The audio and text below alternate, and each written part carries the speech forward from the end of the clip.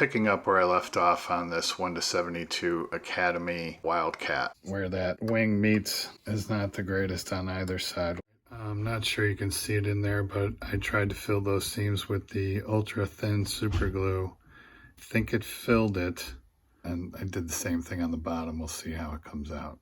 Other than that, I think I'm ready for painting. You need to use the polyurethane additive and their primer.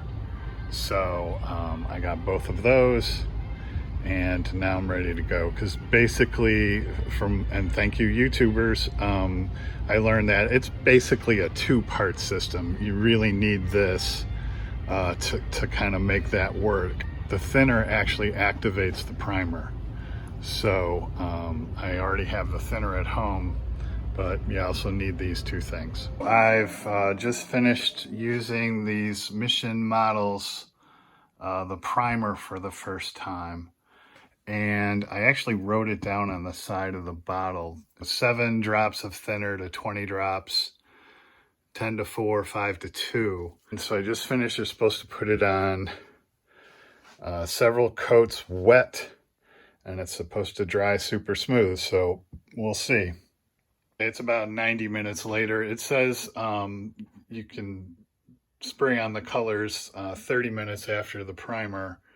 I think that came out pretty good. So I am going to mix up these colors now. I'm going to start with the light gray. So you're supposed to go 20 to 30% with the thinner and the poly. So that's 6 drops each of those to 20 drops of that. So that's what I'm going to do, and then mix that up, pour it in the cup, and shoot it. What was left in the cup from mixing it, I had to do these landing gear doors. I just brushed on this Mission Models paint, and yeah, it brushes on pretty nice, I have to say. And it's drying up nice on those tanks and the bottom portion of the plane. So the next test, I think, for these paints is now how they're gonna mask and take the tape. So, you know, I've now primed it. The gray on the bottom is done. I'm gonna actually let this dry overnight and tape it in the morning. It's the next day, and I'm looking at this light gray, and is it me, or does it still look, can you still see the white primer like in the crevices? And I think it's really apparent on the model itself. Like, doesn't it look like there's white in the recessed panel lines, or is it just me? Because I had read this is supposed to be really opaque, and I put on like 3 wet coats. The finish is super smooth and nice. But I don't know, I think I'm going to hit it one more time and just see what happens. It's about an hour after my second coat, and yeah, that looks better. It looks, you know, like it's a complete coverage now. So I think I'm going to try to tape this now. Man, this just, I mean, part of it was wet and kind of looked like it was pooling, but it just sucks down and, you know, goes right down on there. So from that perspective, it's pretty good. It's thicker than enamels, it seems like. I'm going to use this Tamiya tape for curves and try to recreate this, and then tape down from there. And you can see there that it came away. Now, I'm going to take the blame on this. It's probably too soon. I let it dry overnight. I hit it. I let it dry maybe 2 hours. So we'll see. It probably needs longer. But I was like trying to get that line straight and then, you know, reposition it. And I pulled it up and it came away with it. I'm going to take the blame and say I'm trying to push this too fast. So I'm going to take it off actually on both sides and let it dry. Maybe try to sand that down a little bit and hit that one more time, and we'll see how it repairs. So maybe this is a good test. All right, so I've hit that. So you can see it's like pooled on there. Now I want to see if that sucks down and conforms. Okay, so there's the fix. If I get in really close, it's barely perceptible. But you can see how that paint just sucked down onto the surface. It's pretty cool.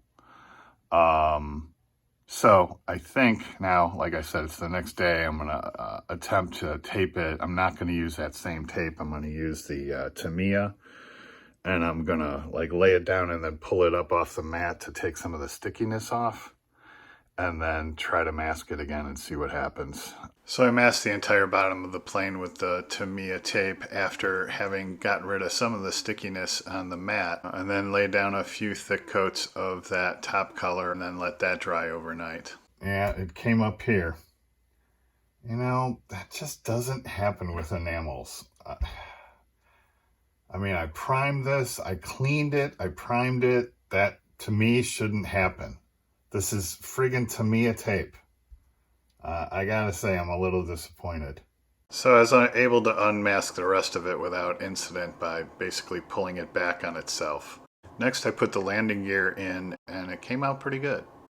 Then I unmasked the canopy and test fit that a few times. Then I put on the wheels with some thick super glue and just pushed them into place. All right, one of the last things I have to do is put this targeting system, or, you know, heads-up display, whatever it's called, in the cockpit here on the dashboard. So I'm going to assemble that first. I've got these parts here. These were in the cockpit aftermarket set. All right, trying to put this in here again. I put this in to kind of block it. As I was trying to put it in, it fell down in there, and it took me like 20 minutes of shaking it around upside down to get it to come back up. So I finally glued it in with some thick super glue. Now I'm going to put these exhausts that I made into these two holes, and then I'm going to hit it with, you know, some metallic. So I did the inside of those with the flat black, and then the outside with the burnt metal. And I think they came out pretty good. Definitely better than without them, which is what the original kit comes with. So pretty happy with that. Next, I started on the decals. So I believe it's this grouping here, the center grouping. So I proceeded to put the decals on, starting with the insignias on the wings and fuselage, and then the 19s on the fuselage. Okay, so I'm doing Swede Vitasa's plane, and at that point he had 8 kills, or I think on that day. I'll get to his history when I display it on the turntable, but so I'm going to put 8, and it only comes with 8, which is good.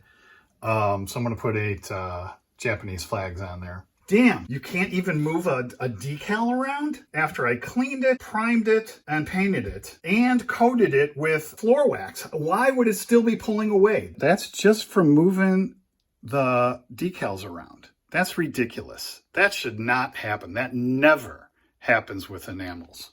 And I can see that's still not straight. So once I got all the decals on, I went back and touched up those spots with the gray paint. Then I mixed up a black chalk wash and used it to fill in all the panel lines. Then used Q-tips dipped in water and wrung out to clean up all the panel lines. And then once all that was dry, I hit it with the tester's dull coat to give the whole thing a consistent finish. Then I used thick super glue to attach the gas tanks underneath. Then I installed that pitot tube on the left wing and painted that silver. All right, last thing is this thing on the top here that I keep knocking off. Where the heck did it go? There it is.